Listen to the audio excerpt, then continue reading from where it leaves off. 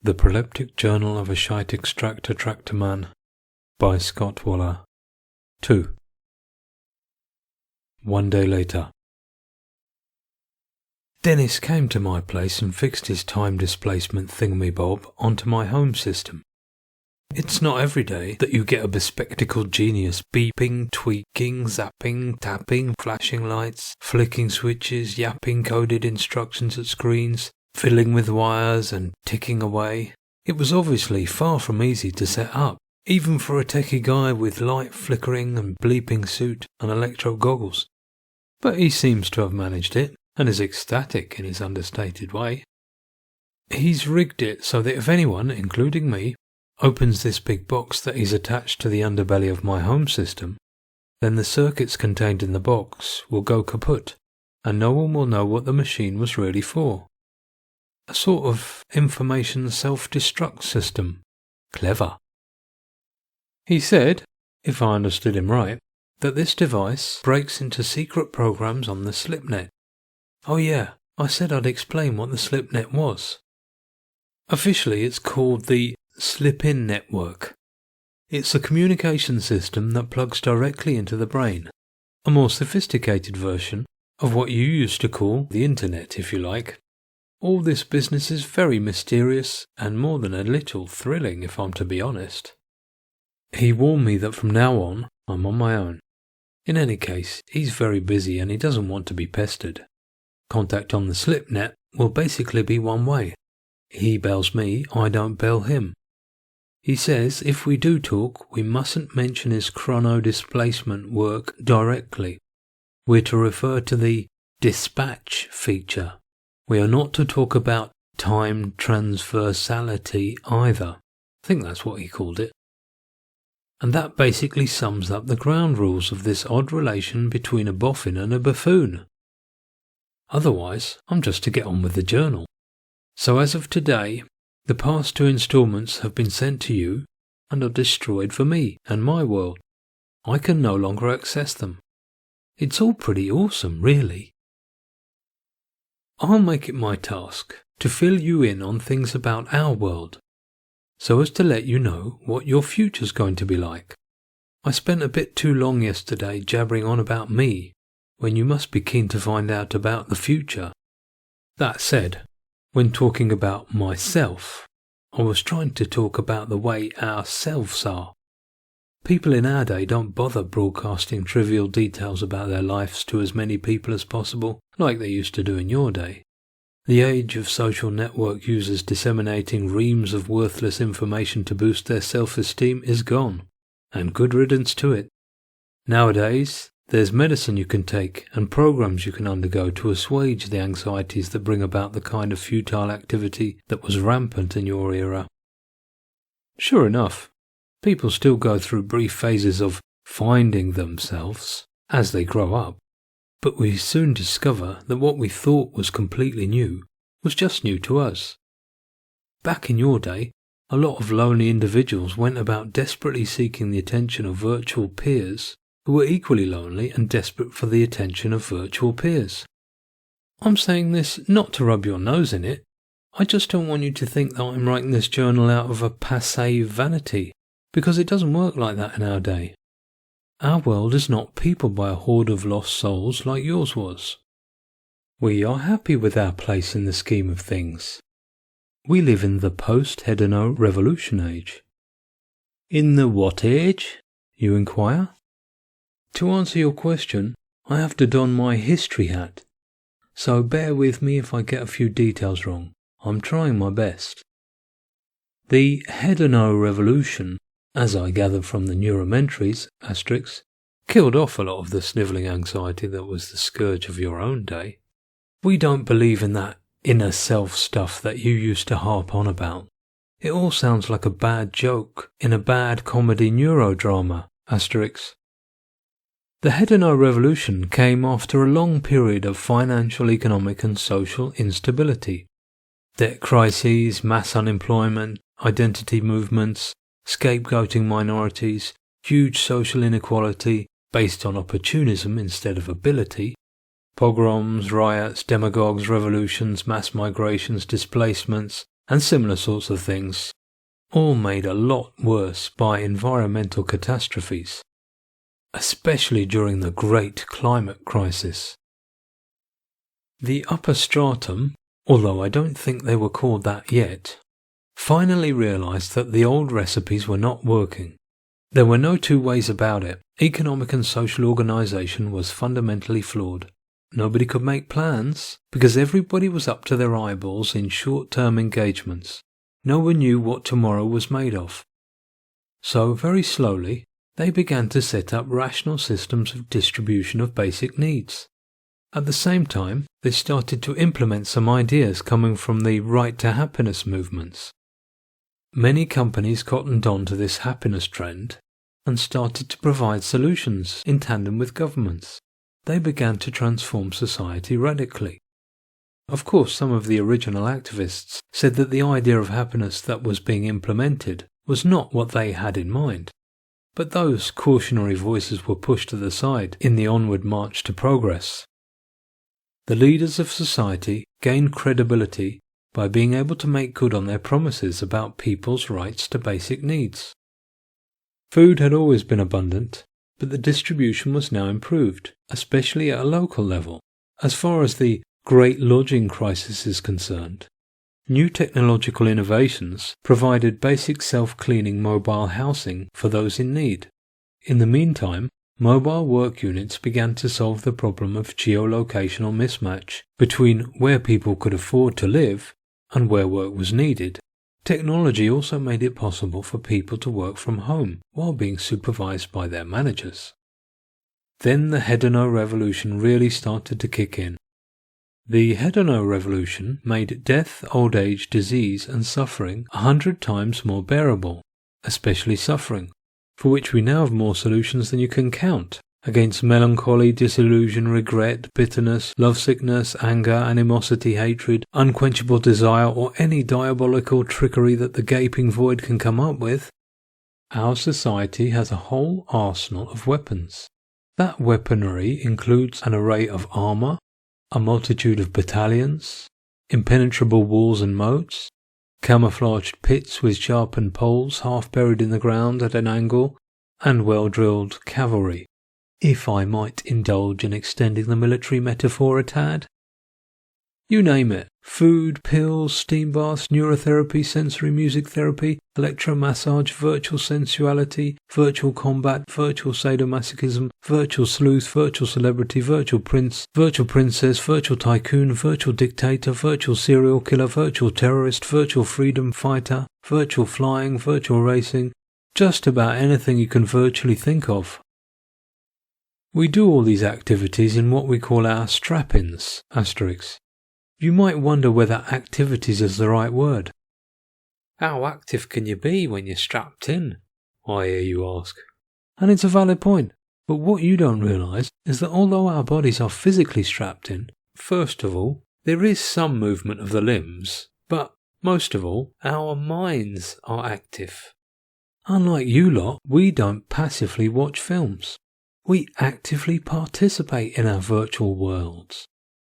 In a neurodrama, the barriers between sleeping and waking, between active and passive, break down.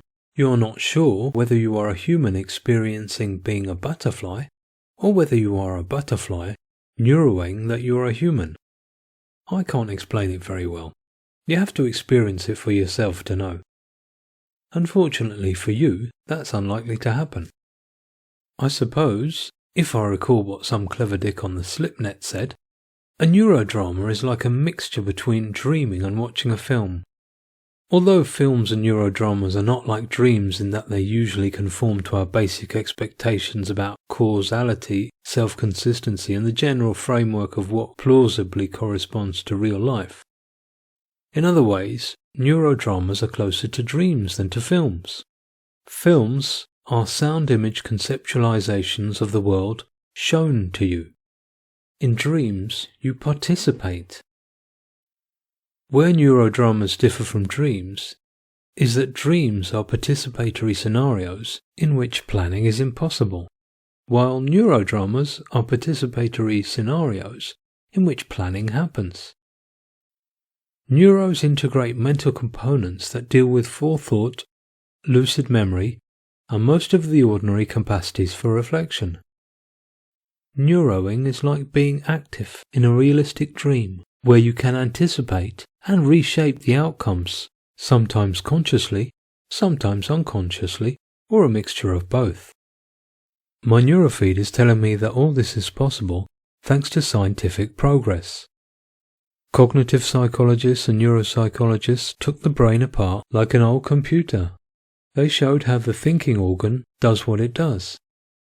Applied neuroscience allowed us to link the brain to computer software. Around 50 years ago, technicians finally cracked the neural network. I suppose it was a bit like when they decoded the human genome.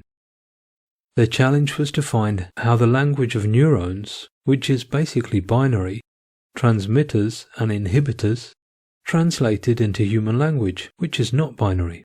The mysteries about how these apparently two incompatible languages could connect had specialists scratching their heads for years, but they eventually solved it.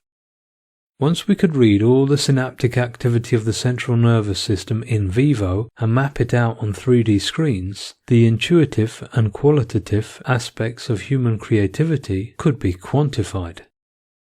Software developers began modeling all aspects of brain activity to the point where machines could become artists, just as they could beat chess grandmasters in your day. At the same time, they were working on neurointervention. They opened up macaque monkeys' skulls, wired an electrosynaptic stimulator machine onto their cerebral cortex, and made them perform a range of complex tasks by sending instructions to fire their neurons from a computer terminal. They managed to make these wired-up monkeys do tasks while asleep that they could never do on their own awake. I am watching footage right now of macaques with neurohelmets riding bicycles, washing dishes manually, and playing non-virtual snakes and ladders with each other. Large companies then released onto the market direct human neuro connections for all sorts of things, such as music, gaming, entertainment, self-help, learning work processes and the like. It's the familiar story of how a group of human individuals known as scientists, precursors to our technicians, motivated by the exploratory instincts and passions of discovery, unintentionally lay the groundwork for a new world thrown up leagues away from their original intentions. The net result was that a human brain could be externally actuated in all of its nooks and crannies. Most of my own bitty manual work would be impossible without this techno-leap.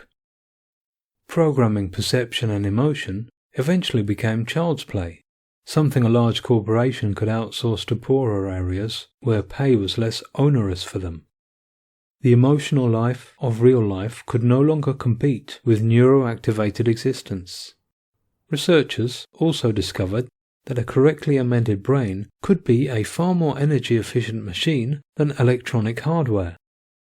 Moreover, political planners had always been well aware that the human brain was the most recalcitrant element in the social system. This organ had an obvious tendency to cause irrational perturbances in the societal order. Thus, culture designers the world over set about finding ways to make the brain harmonize into patterns that work towards everyone's best interest. All that information went right through me. That is literally true, by the way. The information was neuromitted, directly into my brain from the SlipNet info source. You used to have older indirect ways of learning. You had to have someone take the trouble to explain things to you. Your own brain had to go to the trouble to make all the comprehension connections on its own, which is obviously very inefficient, and hard work to boot. This process, which was apparently called understanding, as if you could overstand, was dispensed with for us ages ago. We spend most of our time strapped into our pods at work or plugged into our home systems at home, with the SlipNet providing an interface between private and public spheres. When we're neither at work nor at home, we're connected via a series of subcutinal chips. We went subcutinal, meaning under the skin, a long time ago. The devices you lot used to have in handheld gadgets are now available in microcircuits that are attached to your body. It's all connected directly to the brain, which can both visualize and audify input data and give instructions. This opens up vast realms of possibilities. The B2B, brain-to-brain transition happened long ago. Such connections of human brains is complemented by artificial synapse programs. Often, communication occurs at a pre-speech level. The strap-in's guardians have think detector functionalities that analyze our thought patterns. It's interactive down to the level of instinct. Like most lower stratum workers, as far as physical effort goes, much of my job requires little more than getting myself there, placing myself in a pod unit, and strapping myself in. This can sometimes be done at home too. My company assigns me living space quite near my work to plug my mobile residency unit into. When there, strap-in technology takes out the requisite portion of bodily and cognitive resources for company use. While this is going on, a part of my conscious brain can often play neurogames or watch neurodramas. As far as I can make out, those in the middle stratum that have intellectually demanding jobs are not allowed to play games at work, which is their loss if you ask me, but they have to make sacrifices to maintain their status.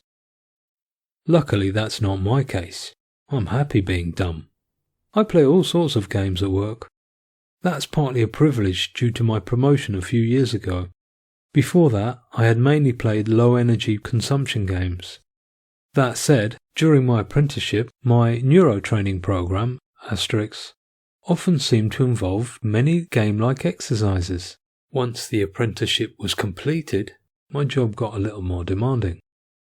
I consider myself lucky to have roughly a fifth of my working week unstrapped in. That's a nice balance. Having your backside parked in a strap-in pod all the time can't be too good for you.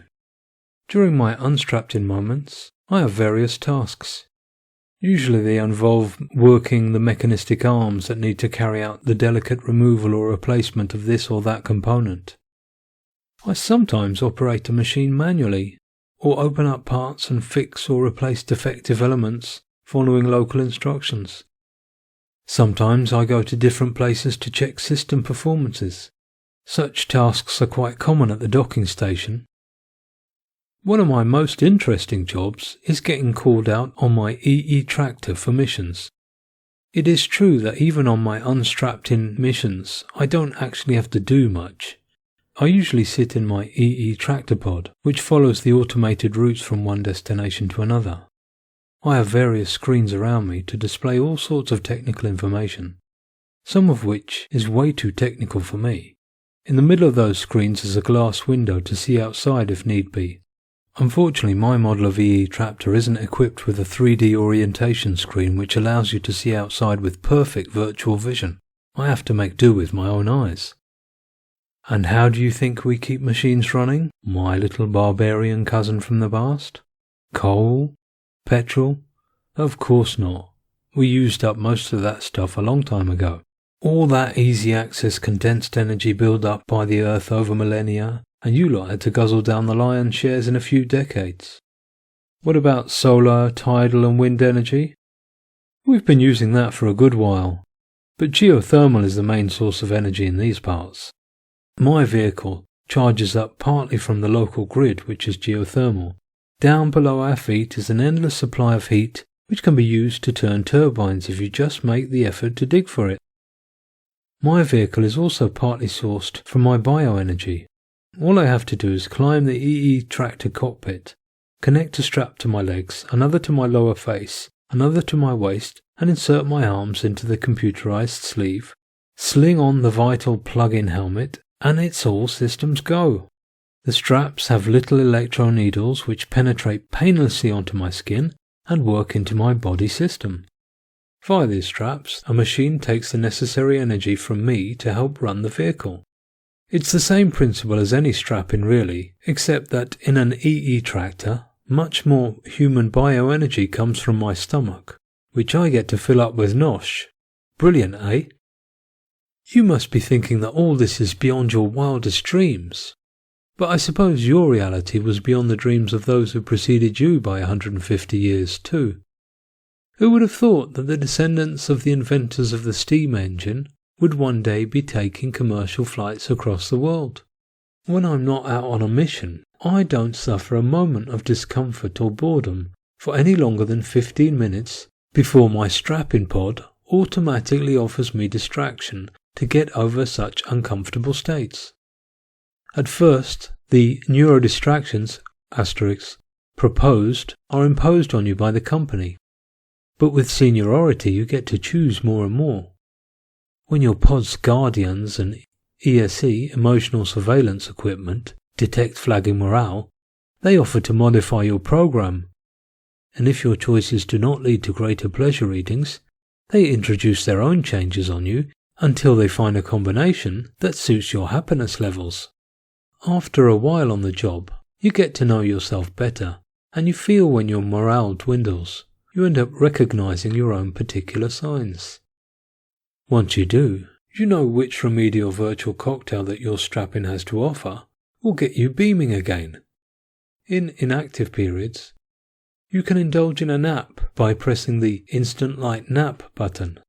The machine can keep on sourcing your energy while you sleep, so it's not a real recovery sleep, but it's nice all the same. As a matter of fact, I'm beat and feel the need for a little sleep. Oh, but before I pop off to Kipland, there's something I feel I should say about my writing. In our day, nobody really writes anything anymore. I speak into a machine, which transforms my spoken words into written words. Just one of the many technical revolutions that separate our era from yours. I'm sure somebody had already invented something that could do that in your day, but improving that technology took years to take effect. It was its spread that perfected this technology, which we call reauralization. As the Neuropedia feed will tell you, reauralization involved the replacement of the written word by the spoken word, speech getting its own back on the scribe. The technology I'm using to write does not require me to finger poke at a plastic panel of clickety letters and numbers. I couldn't write with my fingers to save my life. Machines do all the writing for me. The funny thing is, we still often use the word write to describe this process, even though there's barely anyone under the age of 60 who knows how to write in the old way anymore. Although I remember hearing recently that some young people are taking up handwriting classes as a hobby. Gives the gramps who teach it something to do, I suppose. But it's only a fashionable craft hobby, and nobody really needs it. Not even for signatures. We went genometric ages ago. Scanning machines read your individual genetic code in a blip. As I write into the machine gives me a lot of automatic stylistic modifications, and its expression suggestion program offers, well, suggestions during the proof listening process, if I can be bothered with it, to make it more eloquent. With these modern methods, I hope to end up producing an old-fashioned text, like they did in the olden days, so you lot can understand it. I reckon that without this treatment, it would just sound like a conversation, which would be boring, wouldn't it? Well, that's enough for today. I'm about to thwack off this message into the cyber past. Once the button is pressed, there's no going back. I wish you happy reading. You'll be fossil fuel by the time I write it. If I have a moment, I will explain how we produce ersatz fossil fuel from dead plant life, speeding up the natural processes.